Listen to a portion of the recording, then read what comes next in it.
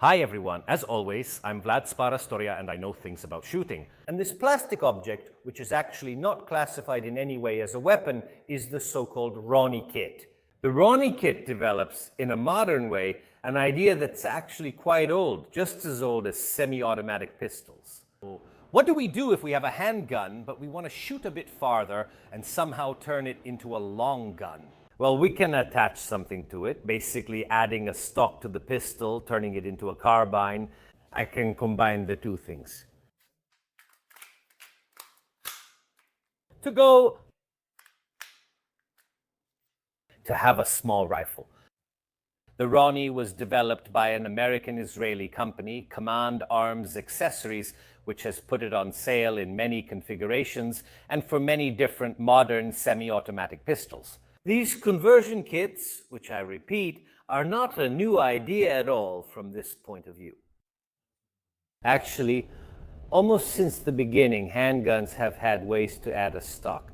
The very first semi-automatic pistol to hit the market, the C93, Borchard had a mount for a stock that could extend the weapon and make it much more stable, precisely to allow for accurate shooting at longer distances. And many military pistols, and not only those, over time have had a way to simply add a stock to the pistol. However, all these systems did nothing more than simply add an extension, while this one does something very different, and that's very interesting. It changes the ergonomics even in front of the weapon. It doesn't add a barrel, but it adds a method, for example, to operate the weapon. In fact, the access to the rail is blocked, but I can operate the slide of the weapon using a specific charging lever.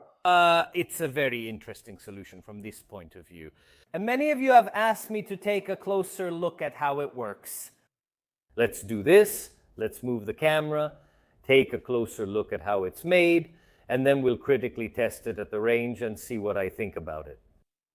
Let's examine how this kit is made. Roni. We basically have two main parts. The actual casing of the weapon, which actually contains a series of controls. And we also have the stock, which is foldable. Of course, there are various versions of foldable stocks, just as there are clearly various versions of this frame, for lack of a better term, because it obviously needs to be adapted to the type of weapon we are going to use. The weapon is inserted and held at 2 points. Here we have one of the releases, and then the most important part is the attachment back here. Actually, you know what we'll do? Let's put the pistol inside so you can see exactly how this works. We have this element that locks the weapon from the back. The important thing is to correctly insert the sight mount into this element, which will actually become the charging handle for us. So let's go ahead and insert the weapon, making sure that the sight mount goes into that window.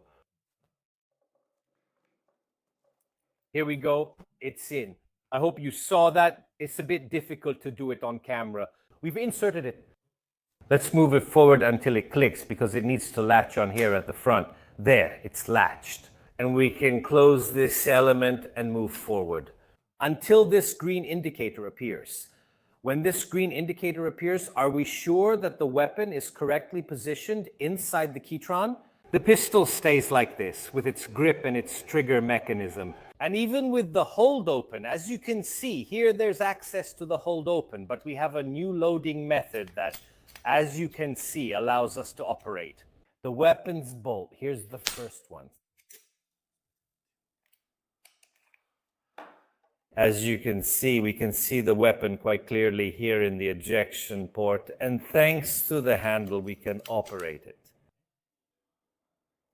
However, we also have other features that make shooting much more useful and comfortable, because on top of the kit, we have a rail where we can mount a sight. And we also have this front grip that allows us to hold the weapon like a pistol caliber carbine, like a small submachine gun. By the way, it's a grip that can hold another magazine, which we can quickly swap into the weapon as a last resort.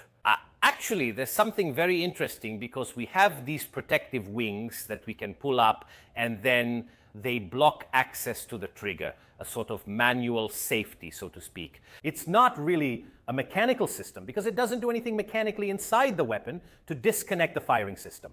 But at least it prevents us from putting our finger inside or more importantly, it prevents something from getting in there and accidentally pulling the trigger. As you can see, the concept is actually very simple. On the other side, we see the Roni branding again, and it's clearly written for Beretta EPX. Also because, I repeat, all these models have to be made specifically for a particular weapon. There's no way that one works for a model and also for some other weapon model. Apart from this, we have other useful things, like, for example, a mount, another rail for an accessory like a flashlight, which is very useful from this point of view. Apart from this, there's not much to say about the mechanics. I'll just show you how to take the pistol out of this jam.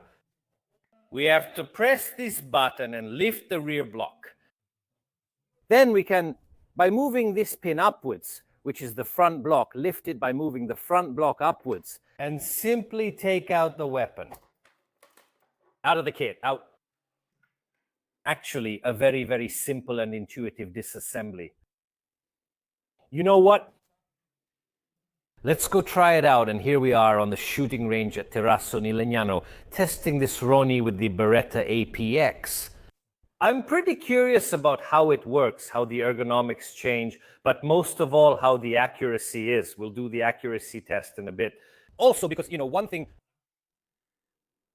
is stable. I don't know how much you can see the weapon, but it moves a little. And since the dot is placed on the kit's rail, the weapon can move a bit. Don't use it for bench rest. We insert the magazine, then we can operate the charging handle and the weapon is ready.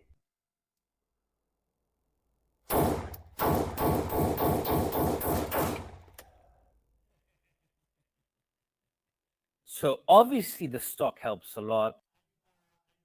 The butt plate doesn't particularly reduce the recoil, but the recoil of a 9mm, first of all, isn't very strong. Even when holding the weapon in your hands, it definitely provides more stability for a fairly quick shot.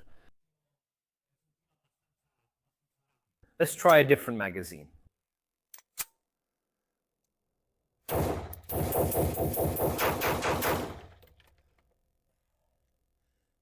Maybe for a slower and more aimed shot.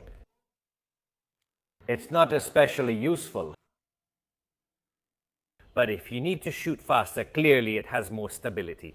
And obviously we have a large opening that allows us to do a chamber check. What can I say? I have some thoughts and doubts about it. As for accuracy, right now the dot isn't perfectly calibrated. It goes slightly up and right, but I'm more interested in the grouping than its direction. Let's do a test. Let's shoot without the weapon, without the Roni at 25 meters, and then let's shoot with the Roni at 25 meters. Because I'm quite curious about this detail. Okay, before testing it at 25 meters, just to have a reference, I'll shoot 10 rounds with just the pistol, without the Roni attached.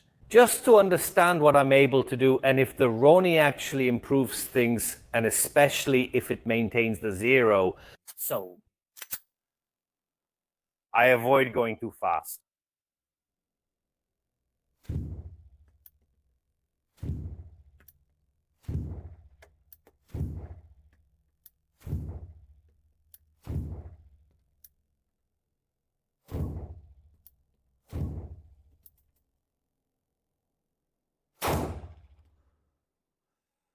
Okay, fantastic. They're all low. I can see it from here.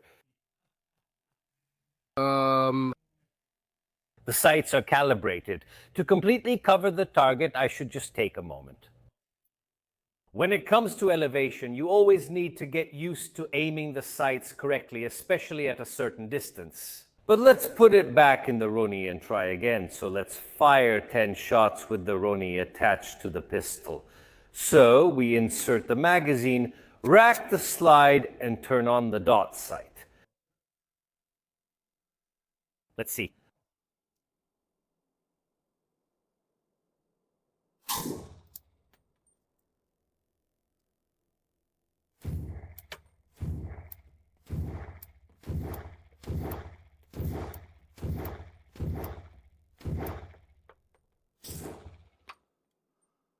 Okay, let's go take a look.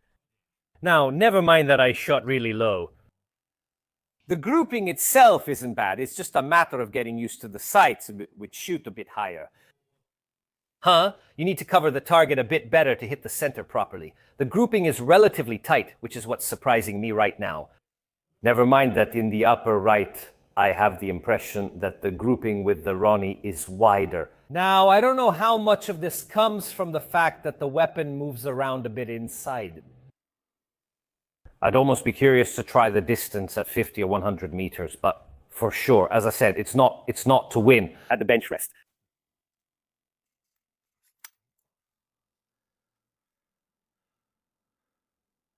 Let's see if placing this magazine here in the front grip actually helps with reloading. Let's put in the other magazine, unload, and see.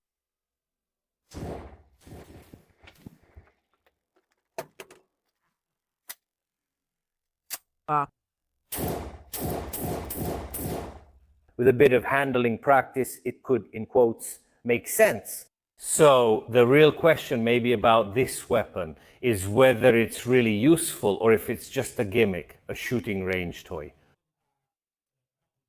Actually, I answered both. So when you seriously need a 9mm carbine, get yourself a 9mm carbine. However, if you just want to have fun at the shooting range without spending much, it's perfectly fine. If you have a pistol and don't want a 9mm pistol caliber carbine, that's great. It's definitely fun, and there's absolutely no doubt about that. Do you want to take part in a dynamic shooting competition with a pistol caliber carbine, but you don't want to buy a pistol caliber carbine? Really? Great, that's absurd. Do you know what comes to my mind here? Forgive me for saying this, but do you know why I see the Patriarch of Constantinople as very good? This is for security guards. You have a firearm, a common weapon that you carry in a holster, but do you want to have something to do? The armored car guard just needs more precision and firepower. It's always this weapon, it's always this weapon. I'm not 100% sure if it can be done, but hypothetically, if I had to have just one weapon, I see it as a pretty creative situation. With that in mind, what do you guys think? Do you have one of these kits? Let me know in the comments. How do you use it? In the meantime, I want to thank all of you for watching this video. As always, remember that you are the ones who make these videos, just like the owner of this weapon and this kit. Obviously, who came here today to Legnano to let me try it out. Without the contribution of generous participants like you, doing these reviews would be impossible for me. So, if you have interesting weapons to show me, write to me. If you want to contribute directly, simply by paying for the ammunition, you can consider subscribing and buying the t-shirts. They help a lot because with YouTube making videos about weapons, you really don't earn anything. If I have a regular full-time job, despite having 100,000 subscribers on YouTube, there's a reason for that. If you want to help out without it costing you anything, consider subscribing, leaving a like or a comment. For you, it's a very quick action. Thank you. It's completely free. For me, though, it really helps a lot. So I thank you in advance. That's all from me for today. As always, see you next time.